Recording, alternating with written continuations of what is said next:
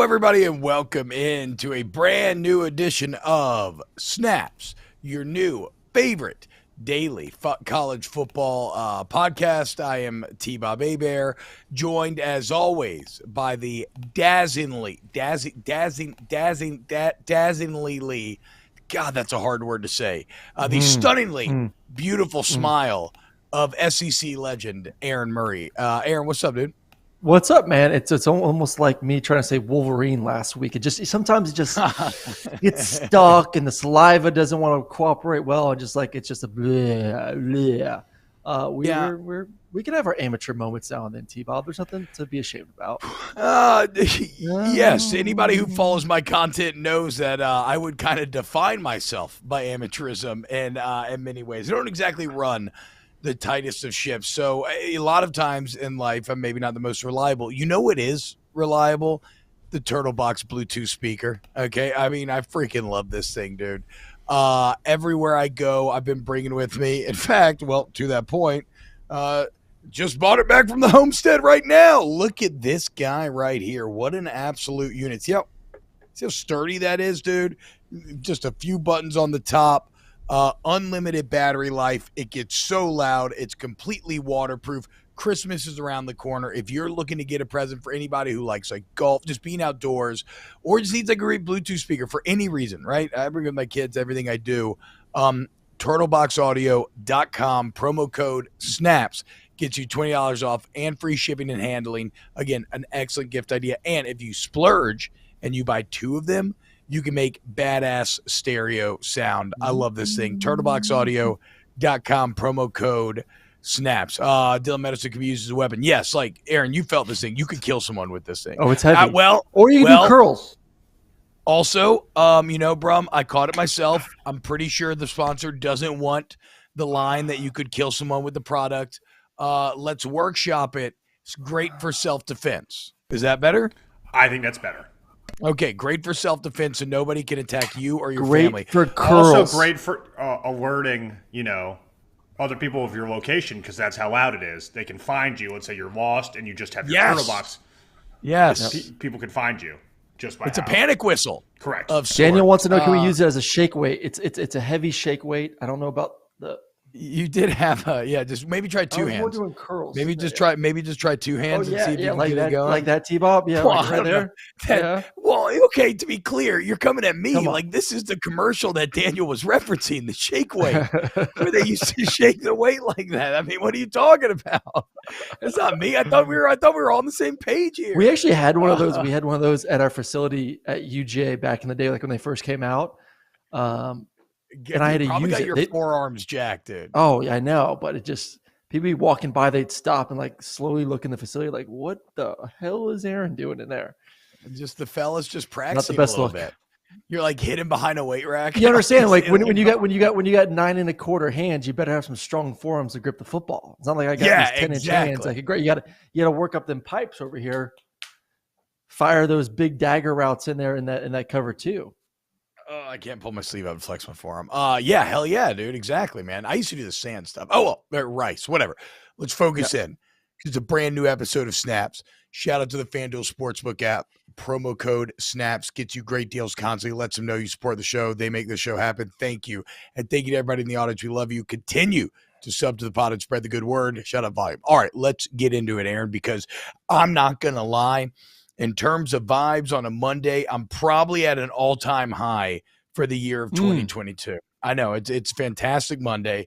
LSU won the West, right? So LSU UJ set to play in Atlanta. That's great. The weather finally turned here in Louisiana. It's been 80 constantly. Now we're down to like 40 degrees this morning. I got a hot cup of Joe. I've had Vince Guaraldi banging in my ears for a couple hours now, and I've just been taken.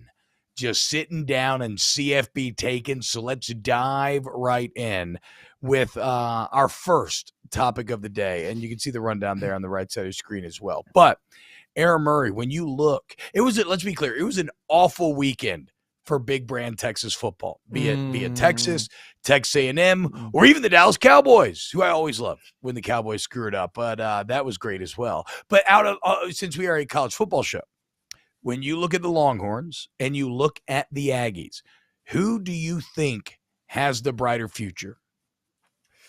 This is tough because you would say, oh, Texas, because they just had some, they're going to have a great recruiting class with Manning. And then all weekend I kept hearing people say, oh, well, Manning was at the game this past weekend. And, Manning's probably going to decommit now because Texas football looked like crap this past weekend. I would say, if anything, he looks at it as, hey, I may be able to start next year. We've seen Ewers now in 2 big time games this season crap the bed and look god awful. So if I'm Manning, I'm saying, okay, there's a legitimate chance. So I can go to Texas, not have to sit out a year or 2 because Ewers will have a couple of years left.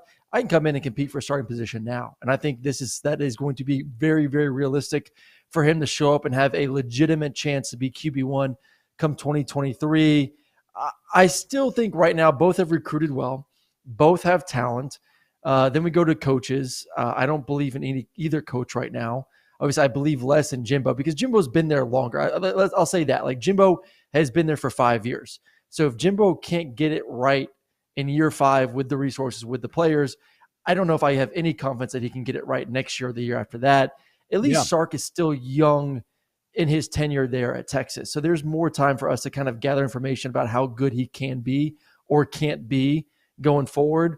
They do have a good recruiting class. They do have NIL. They do have the city of Austin, which is tremendous to recruit to. I think they have I would say Texas has more positives to me than A&M does. And right now, Jimbo just doesn't care at all. It's a beautiful thing to watch, dude. I don't believe it. I don't know if to me right now, with how bad this season's been, I don't know if he wants to be there anymore, honestly. Like, they're not going to make a bowl game this year. At least, let's say this about Texas. At least Texas has made improvements from last year. Where they were last year to this year, they still have a chance to win 8 games, possibly 9 games with a bowl game. That is statistically better than they were last year. Was it the Big 12 championship? Yes. No. But yes, mathematically, it's a better season. So they are heading down the right path.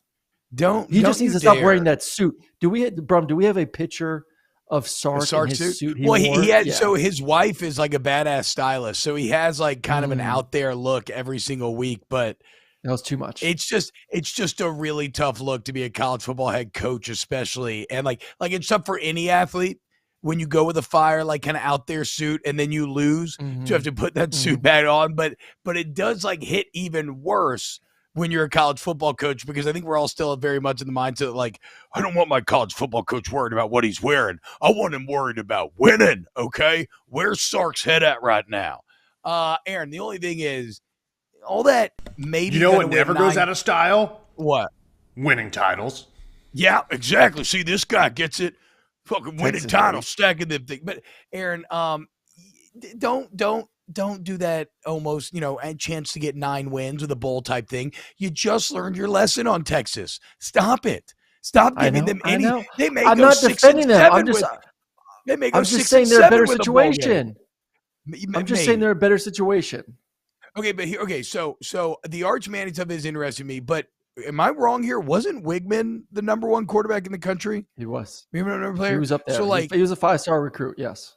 So if I'm like, judging the future on individuals, whatever. I'm like, either guy could go boom or bust. Like, I think you've seen stuff from Wigman alike. I think maybe Arch comes in and he's a beast. Maybe it takes him a little bit. But I mean, you're saying on Wigman, but you're a quarterback. Like, doesn't setting matter? Do you feel like Wigman's being set up to succeed right now?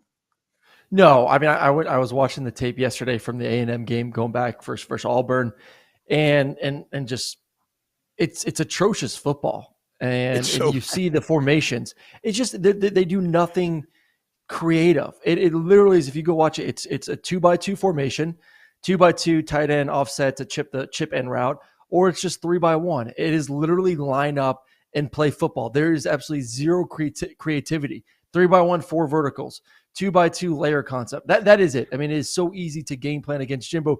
He is playing like he is elite talent around there. He what he's calling, he in his mind is like, oh, I have a 5-star quarterback that's a Heisman candidate. I have a 1st round or 2 first-round receivers that I could just put out there and just say, hey, go win man-on-man coverage or go find ways to dominate in zone coverage. They don't have the personnel to be stagnant. They don't have the personnel to be basic on offense. You have to be multiple. You have to move guys around. You got to put your best receiver in the slot. You have to use motions and shifts and jet sweeps and condensed sets. He does not do any of that. He refuses to evolve as a play caller. It is literally line up. It gives a defense opportunity to identify, to get set, and play ball on that side of the football. Like that's what good offenses do. When you put guys in certain positions, I'll give Georgia, for example, because I love watching what they do with their personnel. When you move tight ends around, when you move backs around, it forces a defense to communicate. Guys on defense aren't that smart. There's a reason why they play defense. They're really dumb. They're not the brightest of bunches. When you have defenders communicating and talking, you have won on offense. When you have them not getting set up on offense, or on defense, you have an upper hand. Jimbo is not playing to that game. He's playing to the game of let's just line up and just outman you. And they don't have the horses right now to do that. Wegman didn't play well. The receivers weren't very well. The offensive line didn't play great. You lost to a bad Auburn team, a team that fired their head coach. And you have a worse record than Vanderbilt right now at the end of the season. And as we talked about the other day, it wasn't even that you lost to Auburn, Aaron. I mean, that's obviously it. But, like, you looked like a way worse football team, which is kind of unfathomable, again, considering Auburn's recruiting has been bad. You know, they've had over 30 transfers out of the program over the last few months. Like you said, they fired their head coach. They don't have a quarterback that can throw the ball, and yet they looked significantly better than Texas A&M. Okay, but okay, so my whole point of going down the Wigman route was to say that let's kind of zoom out from individual players, and we can maybe look at like recruiting classes, but look at the program as a whole. Because when you look at these two, Aaron, there's actually a ton of kind of interesting similarities, right? They're both going to be in the SEC. Are we comfortable saying that they both have unlimited money? Like, do you think that one has a money advantage over the other? No, I'm asking you as well, Brum, because I feel like you would know. Maybe I think A&M may have a little bit of an advantage with the money, but I wouldn't say it's like enough to put them in a different. I think completely both different booster tier. Classes don't feel like they would lose a bidding war to the other one. Does that make sense? No. Yeah, The fact that they are so close, like the money is not. The difference in money should not be a factor because there's no excuse for either school to be outbid on any player they decide to bid for. So. Okay, so both in the SEC, money is a wash. They both seem to have these kind of broken cultures with those same boosters kind of ruling the roost a bit, and they both feel as if they should be far better than they actually are. So, like in this question of who can get it fixed, I'm struggling to see exactly where the advantages are. Now, Texas has history on their side. Like they've certainly won. They've won at the highest level before in their school history, which one of the big marks against A&M is that they never have. But then again, A&M has had the far more impressive season more recently. If you look like 2020, where they go 9-1 and were really on the doorstep of the playoff, maybe national championship that year, Alabama just had them. And A&M did just have the number one recruiting class, but Texas also top 5 is kind of a wash. The one thing about Texas A&M, go to play call. Like who do you trust more offensively? Like if you have to score points, which offense are you going to trust more? Like I go to Sark on that one. I know Sark, they looked bad this weekend. Sark by default, yes, Sark. You're right. Yes. Sark is better than he looked this weekend. That's fair. That's fair. Yes. Sark is the easy answer there. But even then, I don't know if I'm a Sark believer here, Aaron. I mean, we always talk about Jimbo and Kevin Sumlin. Me and Brum were discussing this before the show. So right now, every week we update this. At their points in their A&M careers, Kevin Sumlin was 42-16. Jimbo is now 37-21. Markedly worse. But Brum pointed this out, dude. Aaron, be prepared for the Sark-Tom Herman comparisons that are about to crank up. Herman took over from a 5-7 Charlie Strong and went 7-6 with a Texas Bowl win. Sark took over a 7-3 Texas. Herman got fired after going 7-3. Sark took over a 7-3 Texas and went 5-7. Then he shit all over the situation that he took over, saying it takes time. And now they're what? Are they 6-4 or 6-4 right now? 6-4. So now they're 6-4. And 2 tough games, Kansas, then versus Baylor last 2 games. I mean, the way the Big 12's going nowadays, anyone can beat anyone. Sark desperately needs to win these final 2 games to help to stave off these comparisons. So I was just kind of looking up Texas year-by-year record. I was kind of shocked. Now, they weren't the most impressive bowl games, but Tom Herman in his 4 years did go 4-0 in bowl games with a Sugar Bowl mixed in there. Like, I don't know that I've seen anything from Sark that is telling me that he's going to have that same success level. Maybe these final 2 weeks he proves it, but as I've said a million times before, I am never going to give Texas the benefit of the doubt ever again. So, in summary, although I think they're incredibly similar situations, I still feel there is something about the cultish buy-in of A&M that I know we all make fun of, and I completely understand why, but I do get worried when you have that many people that are just desperate for a leader. Like give us a direction, and I swear to God, we will fall.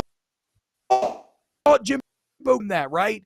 The 2020 year where he goes 9-1, and then beating Alabama the next year. And so they extend him because they're so desperate for that direction. And now, unfortunately, they realize made a horrible investment. But my point is, like, if A&M gets that right guy, then I do become very concerned, because that does feel like the true awakening of a bit of a slumbering giant. So I'm actually giving A&M a little bit of the edge here, dude. I think history does play a part in this, and maybe that's because I continue to go back to believing in Texas and that they're going to get the ship right because of the brand. I don't see A&M winning. If you can't, once again, if I'll go back to the saying, like, if you can't win with what you've been given in 5 years, I just have no faith that it's going to change. And Jimbo ain't going anywhere. Jimbo will be back in next year, which puts them behind the 8 ball once again. I think Sark and those guys can make one last push before they do join the SEC. My question to you, T-Bob, is obviously the 2 teams right now that are joining the SEC in the next couple of years, Texas and Oklahoma. Venables, obviously a horrific start going on right now in Sooner Nation. Sorry, Will both those guys be head coaches by the time both those teams join the SEC? What is it, 2 years from now? 2 years from now. Because that's a big jump. You better be ready in 2 years to join the SEC. And if you look at both universities saying, hey, we've given you guys each enough time, and if Oklahoma doesn't take a massive step forward next year, do they say, hey, this didn't work out, we got to jump ship before we join the SEC? So it is kind of insane because from a timing standpoint, it should be Sark before him, because like you said, it'll only be like year 2 for Venables, but year 1 has been so awful. And it's not just that it has been awful, but it's that with Venables, like we always talk about, now Sark doesn't have as good a resume as we think, but he does have a resume. With Venables, you literally have no resume to fall back on to convince yourself that he is the one that is going to get this fixed. And then, Aaron, we're going to talk about this with the Pac-12. But if Lincoln Riley finishes this thing off and wins these incredibly tough 3 games at the end of this USC schedule, well, all of a sudden, I mean, look, I know from a history standpoint, you will not find a better school than Oklahoma, right? Like, that is a school that is where like the power is in the soil. Like, any coach should be able to have success there. But if Lincoln Riley goes and does this year 1 at USC, I mean, Lincoln Riley was doing a bit more of the heavy lifting than we were really giving him credit for. And maybe Oklahoma fans were a little too fat and happy on their brand and didn't want to give credence to just how much work Lincoln Riley was doing. So if I was an Oklahoma fan, not only would I be terrified, but what I'm seeing like firsthand out of Venables, but the third-party context of what Lincoln Riley has done to USC also has me terrified, because he's the reason why we were having all this success in the first place. So it's a bad day to be an Oklahoma fan. They're not used to losing at all, which is going to drive up anger. And so, no, I think Sark has more of a chance to still be plus Arch Manning, right? Sark has more of a chance to still be the Texas head coach than does Brent Venables when they enter the SEC. Listen, I don't want to crown Arch Manning like the savior of Texas football just yet. Like, let's take a breather. Like, he's good. He's good. Yeah. No. So that good? I don't want to just say like, hey, Texas football is back because they have a Manning. Possibly, like, he has to go still win the job. Look, so I'm not saying that Texas back is him. What I'm saying is, like, they don't want to lose him as a recruit, like the powers that be, the boosters. And so I do think that Arch Manning commitment actually give Sark like job security, which sounds kind of insane until he would get on campus. You know what Lane needs to do? Lane needs to take that job at Auburn, and then Manning needs to flip his commit and go to Auburn. That's what needs to happen. No one wants to see Arch Manning at Auburn. With Lane Kiffin, I'd watch Arch Manning and Lane Kiffin anywhere. Even though awesome. I don't think Arch can run. Can Arch run well enough for what Lane wants? Yeah, that's such a weird. Yeah. That's a weird brand fit. It's so an awful brand fit from all angles. It's like you just took a bunch of mishmash parts and just like spit a bunch of Elmer glue in the middle of him and slammed him together. I don't like it at all. Where would you most want? I mean, I don't know. Arch Manning in Texas have always felt like a perfect fit to me. I thought Arch would go to Ole Miss. I'm still surprised he didn't. Like the history there, obviously. Then the fact that you have one of the best play callers in all of America there as the head coach in Lane Kiffin. It just made too much sense to me. I'm like, why is this kid not going? Like if I'm a quarterback recruit, and if I'm a smart kid that takes away maybe like the brand recognition of Texas and just says, where am I going to have the most success as a quarterback? What offense is going to give me the best chance? It's hard for me not to go anywhere that Lane Kiffin's not. Yeah, I mean, look, I think if that's just you'd have to look at Tennessee, certainly, right? Yeah. Lane Kiffin, either one of those schools, but Tennessee had already a top commit at that position that's getting $7 million or $8 million. Like you throw Tennessee out of I agree with you. Like to me, those two, if I want to go SEC, best conference in America right now, I'm going Ole Miss or I'm going Tennessee as a quarterback that wants to have a legitimate chance to put up stats, win a Heisman, and have an opportunity to compete for championships. I mean, not have the best chance because you're not Georgia, you're not Alabama, you're not obviously what LSU is kind of building right now, but you're going to be sniffing it, and you may get one season where you do get to Atlanta. I'm going to Tennessee, or I'm going to Ole Miss, or I'm going to Lane. I'm going wherever Lane is, which may be Auburn next year. Man, you really are pushing this Lane to Auburn. I'm pushing it hard. We're really hard. Are you getting kickbacks here? What's the deal? What's going on? Explain the situation. Are you getting some? Who is paying you? Are you in Big Wood's pocket? Are you Yellowwood? Dude, you know what I need from Yellowwood? In there? I do need a new deck. My deck still needs some repairing that needs to be done. So I do need Yellowwood to come. Here we give go. Me a little quote. My oh wow, dude! Here we go. Now it all weaves in there. Yeah. Yes. Pushing the lane. You see, folks, this is why none of y'all ever trust big media, right? Because Aaron is obviously corrupt, and he's pushing the Lane to Auburn narrative just to get a free new deck for Christmas. Unbelievable. Unreal. Okay, we're losing the thread a little bit. So you think Texas is brighter? I think A&M is brighter. Yeah. I think Texas is brighter. You know how you know that this is just an awful conversation? That I feel like I feel awful answering that. Like I feel dirty. Yeah. Like I just feel like I feel like I'm arguing on behalf of something that I know is doomed, but I'm like having to mentally gymnastic my way and be like even calling either of these futures bright is a bit funny. Well, let's answer this question. Right, which team has the more legitimate chance to win their conference next year? Texas. Yeah, but okay, Mr. Technicality. Like it's the Big 12 versus the SEC. Get the hell out of here. I'm talking the goal is to build momentum. The goal is to build momentum. And right now Texas has the better path to have success next season when it comes to getting some wins and getting some good juju on their side. A&M does not. If you look at the SEC West next year, next year.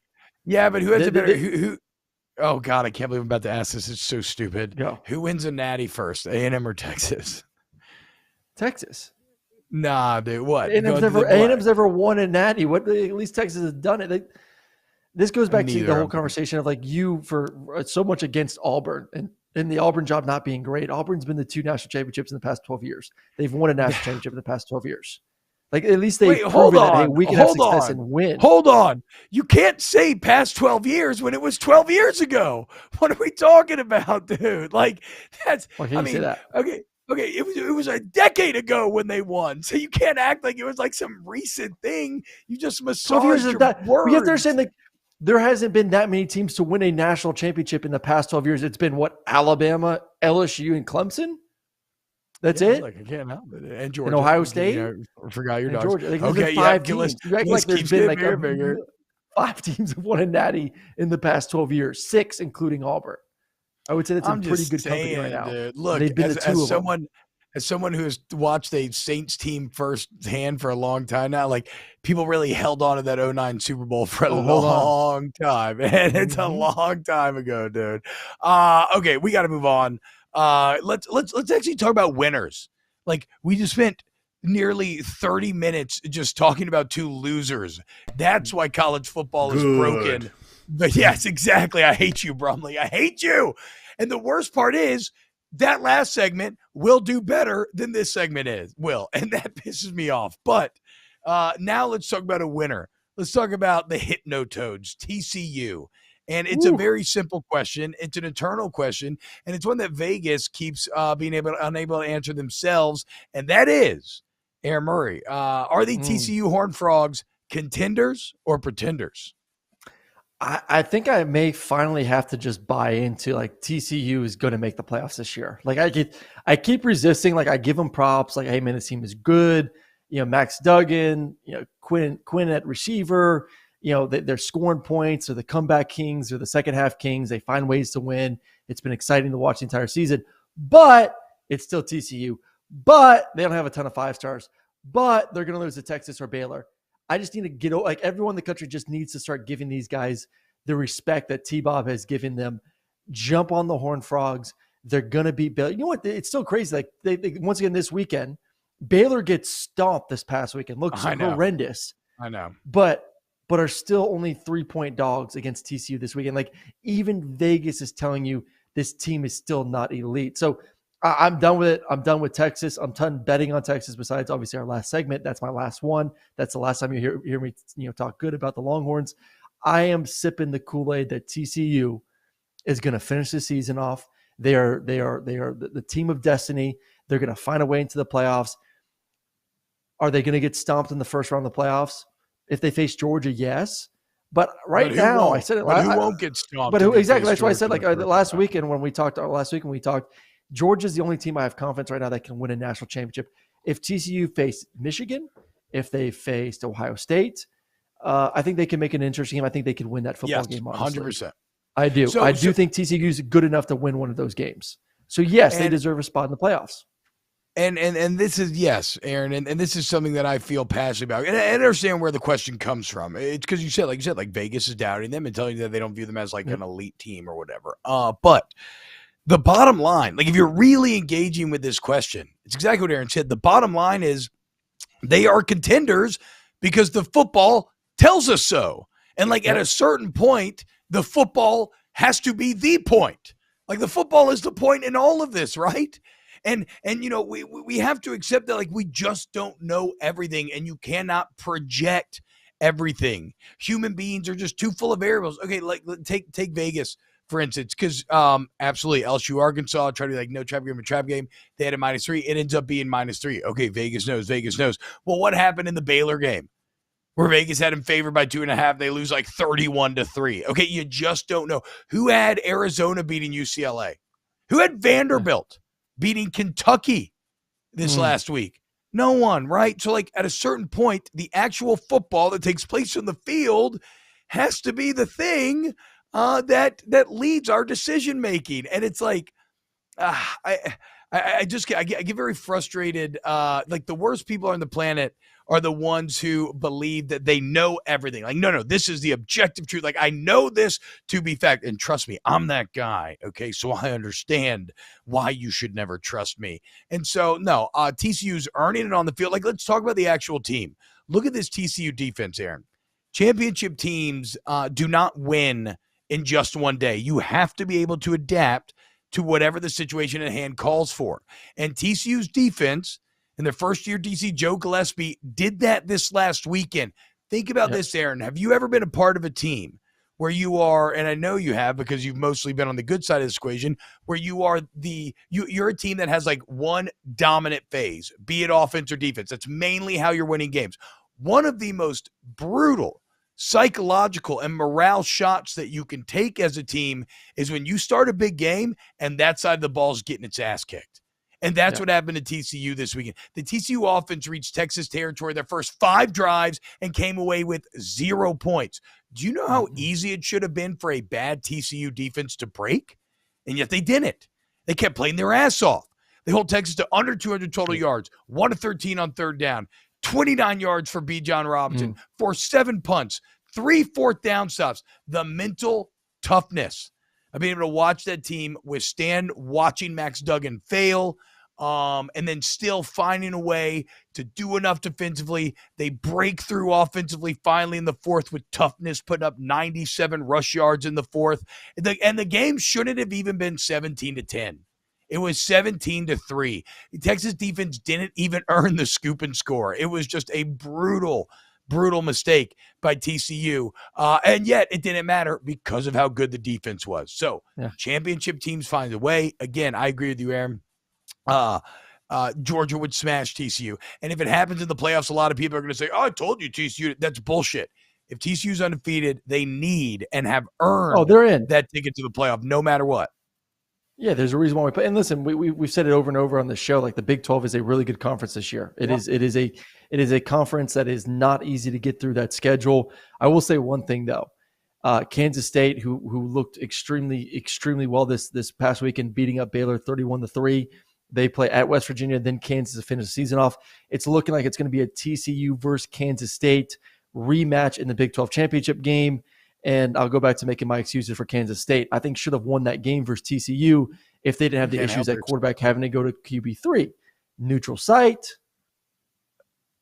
And this is me doubting TCU once again. I think Mad Max, State don't do it. And Max Duggan got us the big cover, dude. Never Big forget. 12. He did. You just said Kansas State ends up winning the Big 12. I do think Kansas State's a better football team. I do think Kansas State's a better football team than TCU. But TCU finds ways to win the football games. I wouldn't be surprised if they win it. I'm just saying I think Kansas State is the better team. And I think and I will say it right now, I think Kansas State ends up winning the Big 12 here in 3 weeks. Well, we will solve it on the field then. Anything else on TCU after? Well, no. Okay, whatever. I'm going to end on a positive for TCU. So not only, like I said, did they hold Bijan Robinson to 29 yards, their own running back, Kendra Miller, 21 carries, 138 yards, and they did this all on the road at night with over 100,000 Texas fans in the stadium. Screw your freaking weak-ass Kansas State take. I think Get it's the hell time, out of here. It is time. Up to you and Kleeman. It is time to really consider benching Ewers for Texas. Like you have a chance to get to 8 wins, maybe 9 wins. I don't know if Ewers is ready. I don't. And maybe you're thinking, hey, we're building for the future. You also have to think as a head coach, like, are we damaging this quarterback by keeping him in there if he's just not ready to be QB1? And we've seen 2 games this year where it was very, very evident and clear to me he is not ready to take that step as a quarterback just yet. So maybe it'd be smart for Sark if he wants to give Ewers some confidence heading into the offseason. Hudson Card may need to be that quarterback for the next 2 games. I'm surprised he didn't put him in last game. I said it after the show or during our show on Saturday night. Like, to me, Hudson has played well enough as a quarterback for Texas that you've had 2 opportunities this year to put him in when Ewers just was erratic, not confident, did not look like the quarterback that we saw at times this season. Put in QB2, let him go out there and see if he can win the football game. And right now, I think you may have, to me, Sark needs to open it up in practice this week and see if Hudson can take over as a quarterback. Not saying that Ewers has lost the job completely going forward into next season. I still think he's going to be the favorite to be the quarterback in 2023. I just think right now I'm seeing a little bit of a damaged quarterback at the moment. Yeah, he looked really down and like confused and slow and just late on Saturday. Also, I mean, I cannot get over how much he looks like Matt Damon from The Duel. Who's ever seen The Duel? Duel's actually a really good movie, by the way. Great One movie. of the kind of hidden gems the last couple of years. You ever watched Green Knight?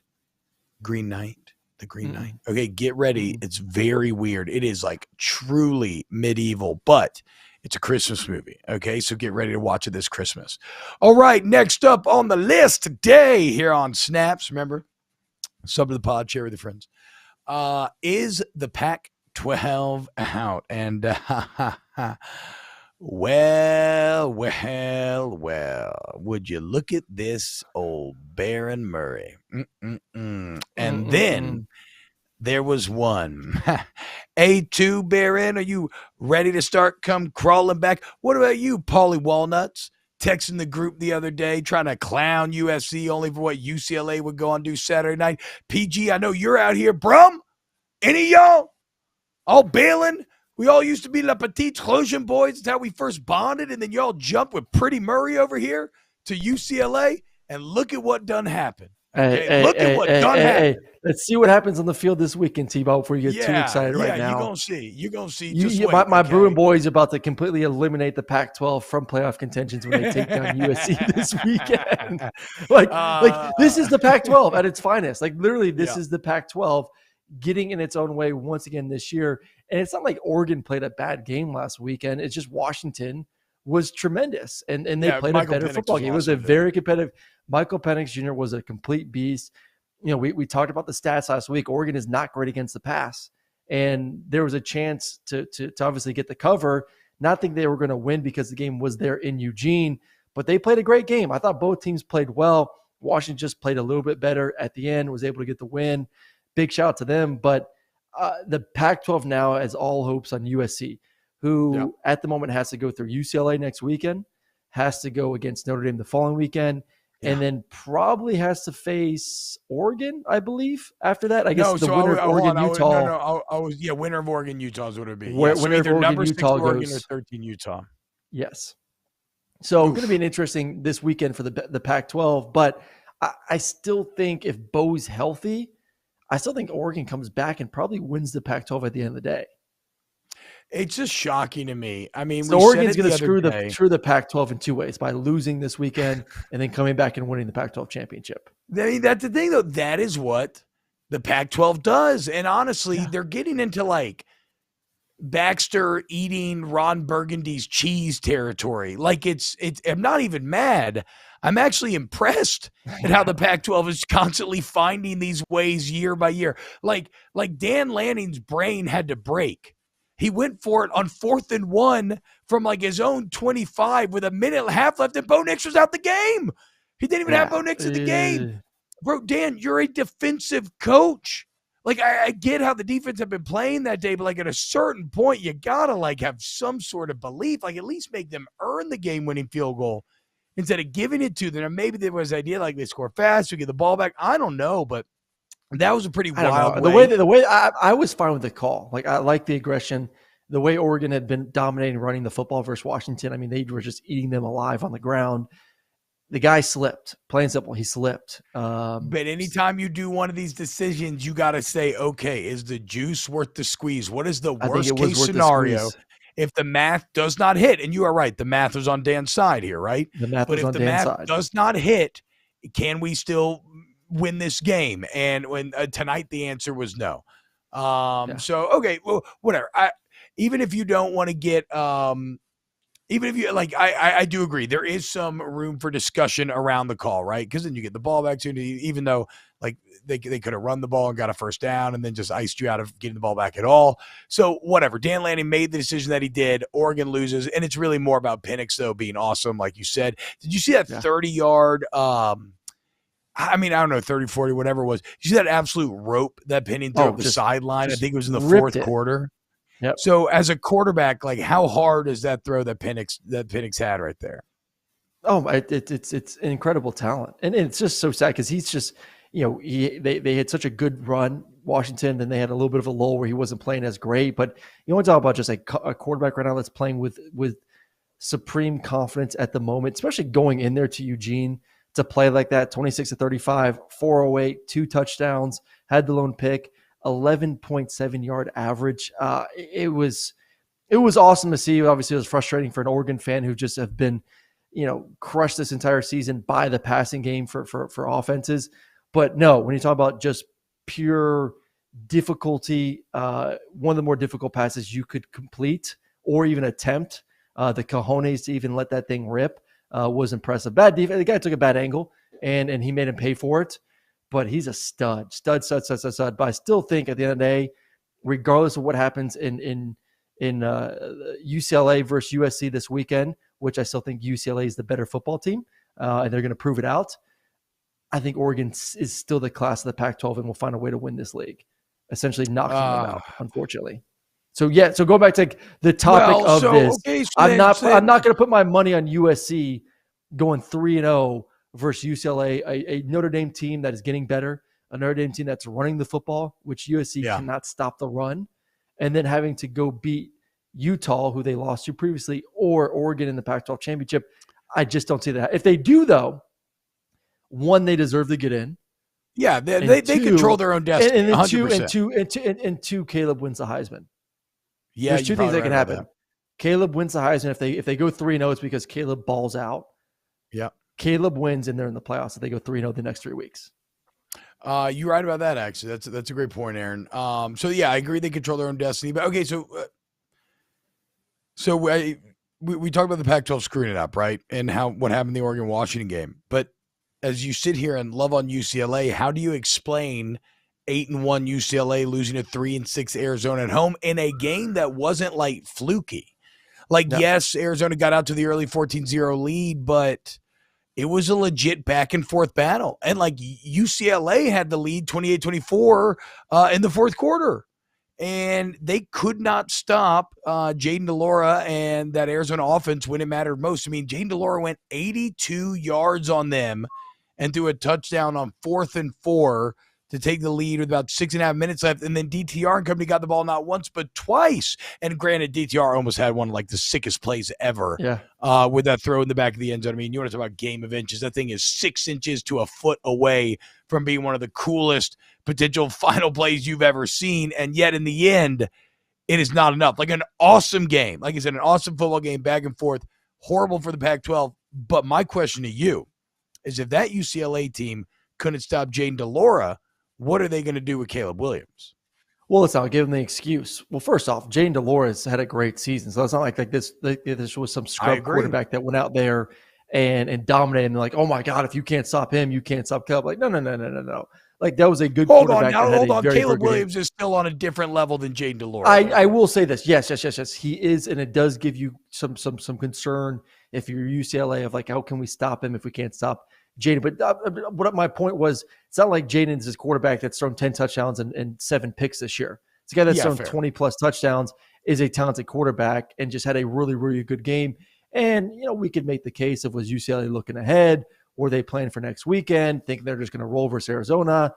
It bit him in the butt. It was a good game. Arizona showed up. They played well on offense. I thought UCLA played good. Obviously just not good enough to win. That's it. Plain and simple. They didn't play good enough to win. Arizona had probably the best game of their season. Jayden had the best game of his season at the quarterback spot. So I still think they match up well versus USC because I don't trust USC's defense. And I don't know what the over-under for total points in this game is, but it's going to be high scoring. Neither defense is great at what the other team wants to do. UCLA wants to run it. USC can't stop the run. USC wants to pass it. UCLA can't stop the pass. This is going to be an epic game in the Rose Bowl. I think the real question is over under 50% capacity filled in the Rose Bowl. Are people actually going to show up for this game? Because I think it's going to be a hell of a game. I think the main Fox crew is actually going to be calling it. Joe Klatt will be on the call. I'm just hoping it's a good showing from the fan base. Over under 74.5 for the game now on FanDuel. You know that Fox is pissed that UCLA couldn't get that done and finish it out. Yeah. Also, I don't know if we'll ever bet another over again after Saturday night when Wake Forest and UNC were at 69 to start the fourth quarter. And then, I don't think anybody scored from that moment on. Well, Wake didn't score in the fourth quarter. Wake got shut in the fourth quarter. I mean, we were texting are they going to hit the over in the first half? Yeah. I was like, this game may hit the over in the first half for Wake and versus UNC. I mean, they were just dealing on both sides, and I got more comments about this and Snips and Snaps coming up here. But okay, well, you know what? Just completely crap the bed in the fourth. Let's go ahead and do Snips and Snaps right now, actually.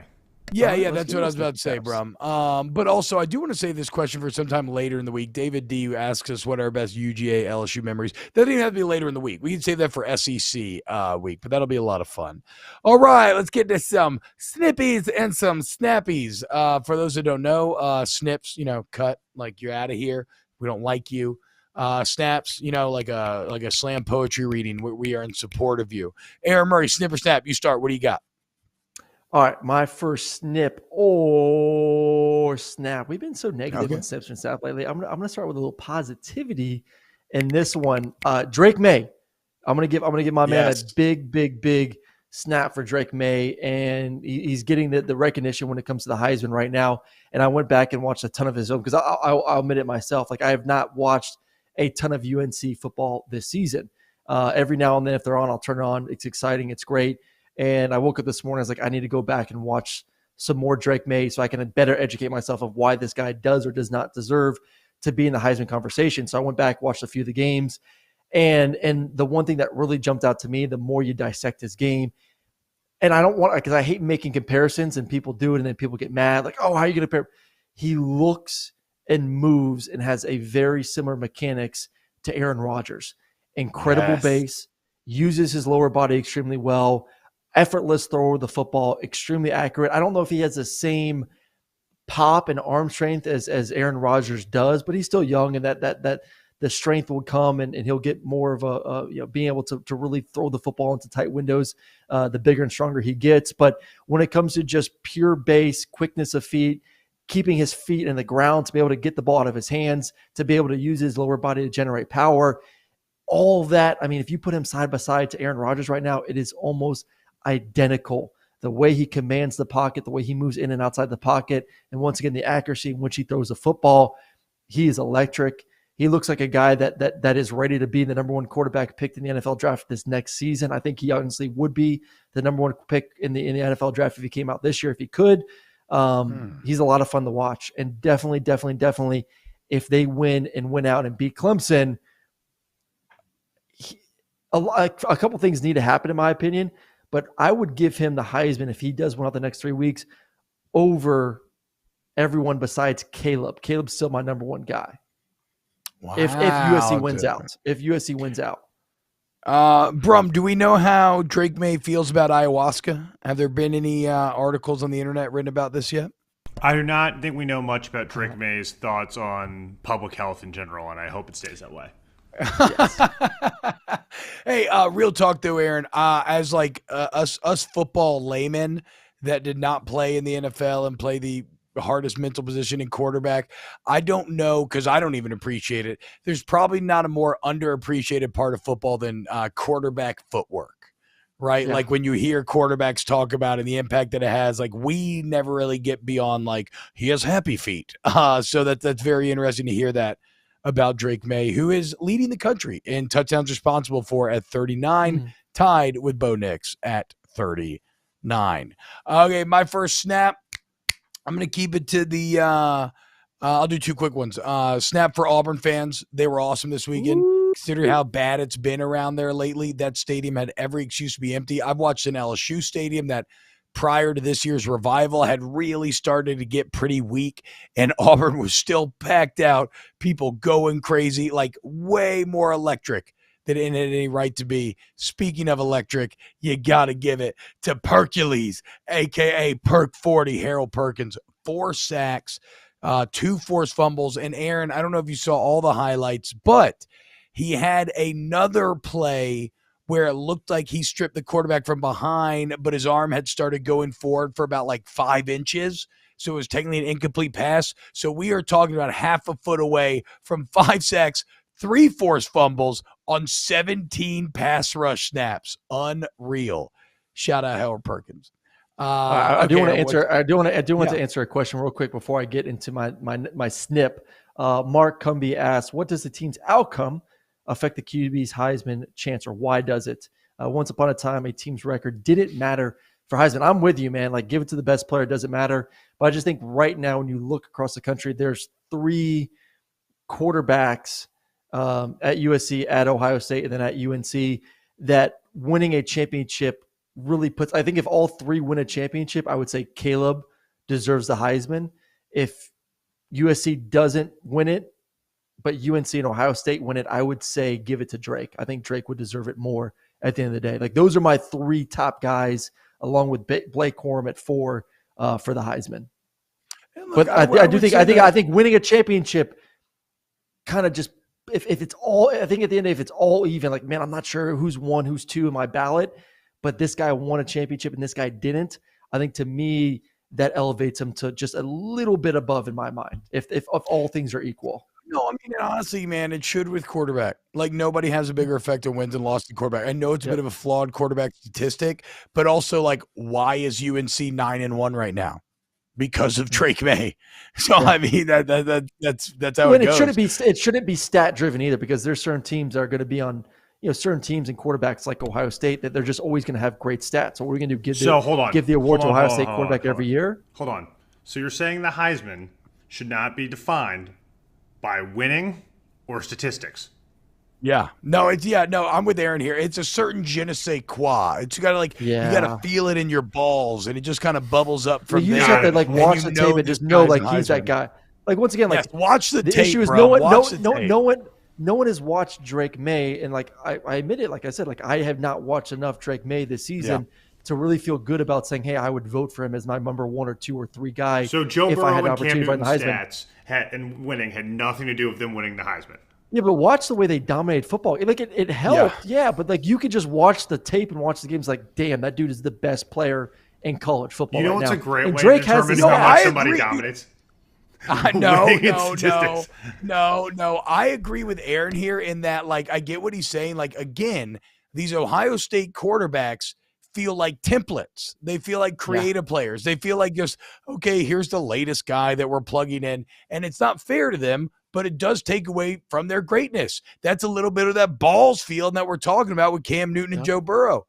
The unexpected nature of their explosion, the narratives. Narrative matters, bro, in Heisman 100%. in Heisman competitions. 100%. You know what else helps to deform narratives? Nope. Not Winning. Stats. Winning. Stats are like assholes. Everybody has one. I don't think I got that. All right. Let me get one more snip in here real quick. I'm going to snip the number 1 basketball school in America, the Kentucky Wildcats football team, getting that big snip, big snip. You lost to Vanderbilt. What are we doing here, Kentucky? You have and first off, Will Levis maybe completely playing himself out of the first round. Like, he was horrendous for Vanderbilt this past weekend. How bad is Kentucky in offense with all that talent, from the running backs to the quarterback to talented receivers? They got some talented receivers, to be that bad on offense and to lose to Vanderbilt and only score 21 points. Horrendous. 6-4 this season. And for those who want some real action, in about an hour and a half on the SEC channel on SiriusXM, Matt Jones is going to be a guest, and I'm going to rip him a new one, because he was talking mad crap to me after they beat Florida earlier this season. I told him they weren't good. He sweared up and down that I was an idiot. I didn't know football. This was a 10-win team, and they just lost to Vanderbilt. So I am about to lose my job on SiriusXM in about an hour and a half. So if you want to tune in and watch, we'll get it out there. Brum, have you ever seen Aaron so out for blood? Like, he wants to smash Matt Jones, dude. He has brought it up at least 4 different times. In the you last understand how 48 pissed off I was? He literally came on I the do show understand, because you brought it up and disrespected me. Hell yeah, dude. Freaking slam his ass. Okay, last one snip for me here. Imagine this. It's Jimbo Fisher. Did y'all see the Moose Muhammad drama? Have y'all seen this? Yeah. So Moose Muhammad Jimbo just doesn't give a crap. He was in uniform, but didn't play against Auburn. He wasn't injured. The SEC network asked if there was a reason for his absence, and Jimbo just said, nope, one word. After the game, Jimbo called it an internal issue. Moose Muhammad later gets on Twitter and tweets, quote, I want to clear the air. I was benched for wearing arm sleeves, something that my teammates and opponents wear frequently for protection. I apologize to my teammates and fans and looking forward to getting back on the field. Much love, Gig him. Haggy football. And look, I don't know what the truth is, right? Because it's obviously not just arm sleeve, something, blah, blah, blah, blah. But that's not the takeaway. The takeaway here is that you have a star player and a coach clearly, very publicly at odds with one another. Like, how bad of a disconnect is really going on A&M right now. All I know is the transfer portal season that is opening up here in a couple of weeks. Every freaking coach we just talked about coaches scouting, like, okay, where are the malcontents? Who wants out?